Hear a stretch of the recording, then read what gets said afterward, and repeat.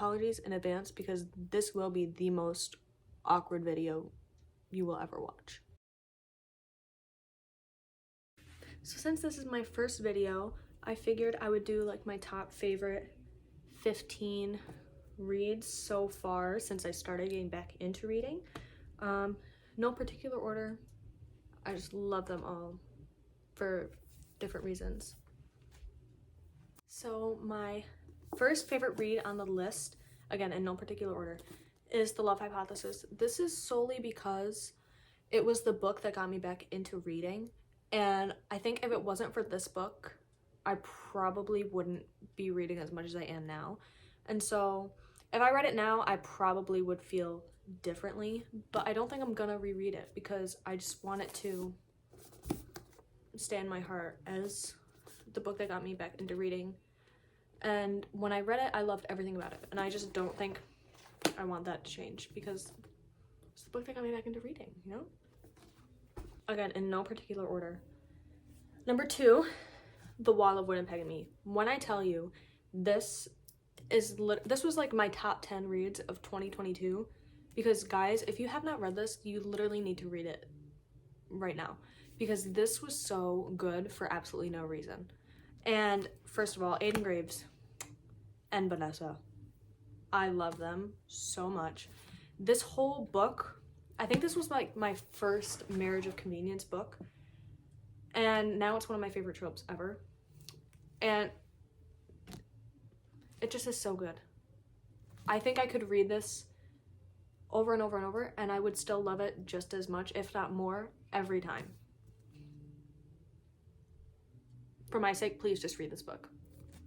Now, number 3 for this video is none other than Archer's Voice. This book made me cry. I read this in like one day. It was that good. But it was so sad, but like a happy sad, if that makes sense. But it gave me a really good cry, and I needed it. And it just was so good, and everything that Archer went through in this book was honestly really heartbreaking.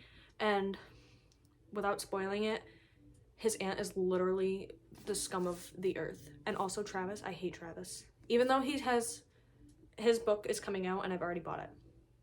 And I'm probably gonna love him in this book. But in this book, I hate him. But Archer and Bree, literally one of my favorite couples. And the fact that Bree, like, learned sign language for him. She didn't learn sign language for him. This is what happens to me, is I forget everything about a book. Like, I'm pretty sure that she learned sign language for him, didn't she? Or did she already know it? Anyway, this book, guys, this book. If you read one book that I recommend, let it be this book. Even though I said it about The Wall of Wood and Peg and Me, this book. Read this book. The list of my favorites is, I'm gonna do them at the same time because they go together. The Dreamland Billionaire series. Final Offer isn't up here yet because I haven't read it yet, so please don't spoil it for me. And if you follow me on my bookstagram, you know that Lauren Asher is one of my favorite authors, if not my absolute favorite author in the entire world. Everything she writes, I just love because it's just so good. The Fine Print is, I think, my first Lauren Asher book that I read, and I just became completely obsessed with it, and I read it so quickly. And I read this when I started getting back into reading, and I had never read a book so fast in my entire life. It was that good. Rowan is like the perfect grumpy billionaire book boyfriend, but he has a soft side for Zara.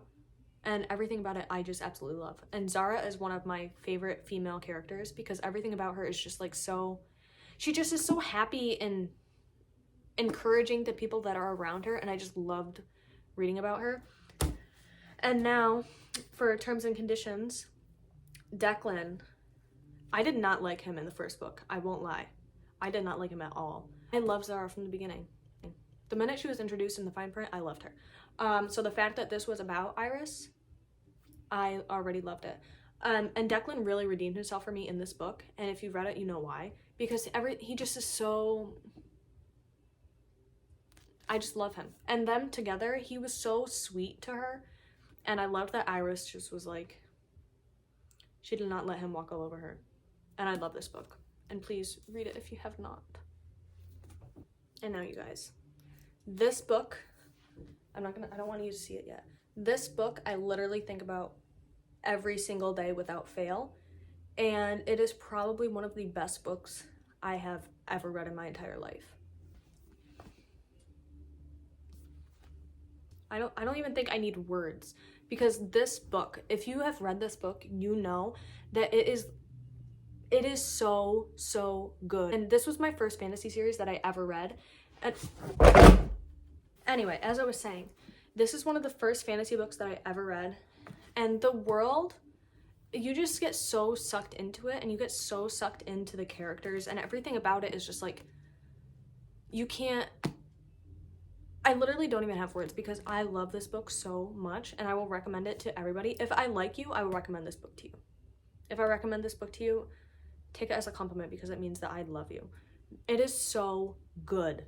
I'm probably gonna say his name wrong. I love Rysand. That's his name to me.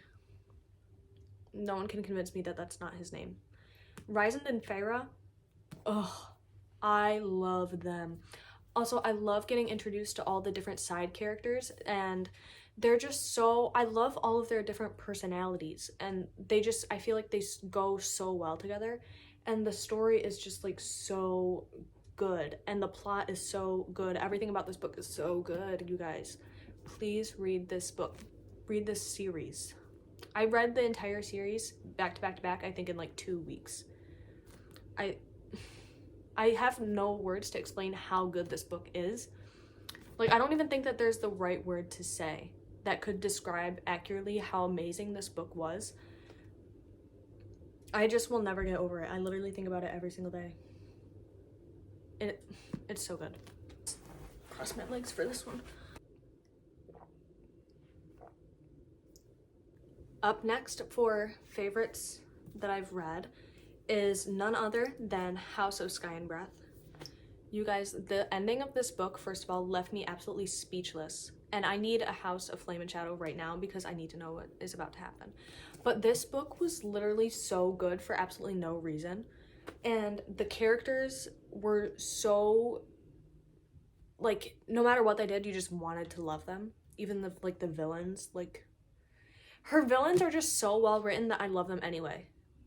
But like the plot, the story, the characters, everything about this world and this story, and the first book included, is just so good. And you just can't help but keep reading. Like, you cannot put it down. I could not put this book down for like 3 days. I'm pretty sure that that's how long this took me to read. And this is like 850 pages or something. It was so good. And if you haven't read the first book yet, I really recommend that you do. I know that this book is like super intimidating, but I promise you guys, it is so worth the read, and you will not regret reading it if you do end up reading it. Now, you guys, this book, I think about this book. I say that about like literally every book. I literally think about this book every single day, and I'm not even joking. Do I even need like words? Because this book is amazing. I rated this book 5 stars. It was one of my top 10 reads of 2022. And when I tell you guys, I read this book in 1 day. I literally read this book in 1 day. It was that good. I adored Anastasia and Nathan. Anastasia was like super relatable for me, and I won't explain why, but I love her character so much. And Nathan really took me by surprise. I was not expecting to like him as much as I did. And if you've read this book, can we collectively agree that Aaron is the worst person ever? But this book was so good. And them together, first of all, this is the cutest cover. I'm obsessed with this cover, and I can't wait to see what the second book looks like, because I know it's going to be just as cute. But this one was so good, and it really took me by surprise. And I was really scared because of how hyped this book was. Because sometimes really hyped up books on Bookstagram and Book Talk, like, are not, for me, they're not as good as I wanted them to be, and they always make me feel like a little bit underwhelmed, but not this book. And I know that's like kind of not the most popular opinion, and there's a lot of people that don't like this book, but I loved this book. And I just think that you should read this book. Like, if you do nothing else, if you read nothing else from this video, read this book. It is so good. Up next is Love in Other Words. This was one of the cutest books I think I've ever read, and I will recommend it to absolutely everyone. I loved the relationship that Macy and Elliot had, especially getting to see like their relationship then and then in the now timeline, and I loved seeing like their personalities develop and seeing like how much they grew between the then and now. And this book was so cute, and it made me cry. It actually made me cry like a lot. I don't know why, but it was just so sweet, and there was a lot of like sad parts in it that just really made my heart hurt for the characters. There was something that happens to Elliot that was like, I think it was like part of the reason they weren't friends anymore, and I will say that the way it was written kind of rubbed me the wrong way, because if what happened is what I think it is, then it's a lot more serious than how I think it was written in the book. So if there was one thing I would change, it was how they approached that situation.